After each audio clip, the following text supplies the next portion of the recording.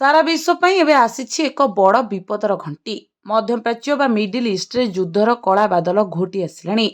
गोटे पटे शक्तिशाली अमेरिका एवं अन्य पटे ईरान दुई देश एवं परस्पर को सीधा सड़क धमक देवा आरंभ कर तेबे सबुठु बड़ चिंतार विषय होछि समुद्र छाती रे थिबा एक रास्ता जहाकु हर्मुज प्रणाली बा स्ट्रेट ऑफ हर्मुज कह जाए।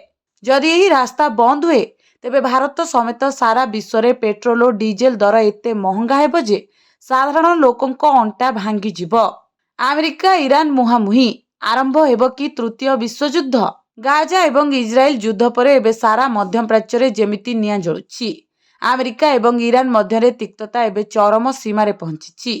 ईरान को बड़ जवाब देबा पई अमेरिका निजर युद्ध विमान बुढ़ा जहाज एवं घातक नौसेना को मिडिल ईस्ट आड़कू पठाई सारिलाणी। अन्यपटे ईरान मध्य कौनसी परिस्थिति रे पछकू हटिबा मूड रे नाही।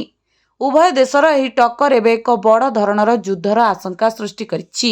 जदि कथा आगकू बढ़े तेबे यह सारा दुनिया को एक भयंकर युद्ध आड़कू टाणी नेबो बोली विशेषज्ञ माने मत देउछन्ति। हर्मुज प्रणाली उपरे नजर महंगा हेबो कि पेट्रोल डीजेल? युद्ध परिस्थिति रे सबुठु बड़ आशंका सृष्टि होइछि हर्मुज प्रणाली को नै।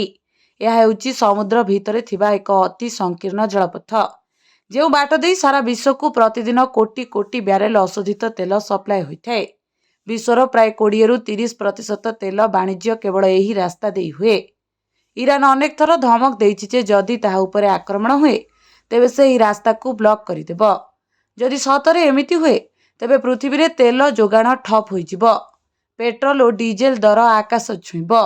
केवल जे तेल ताहा नुहे अंतर्जातीय वाणिज्य उपरे मध्य यार भयंकर प्रभाव पड़िबो।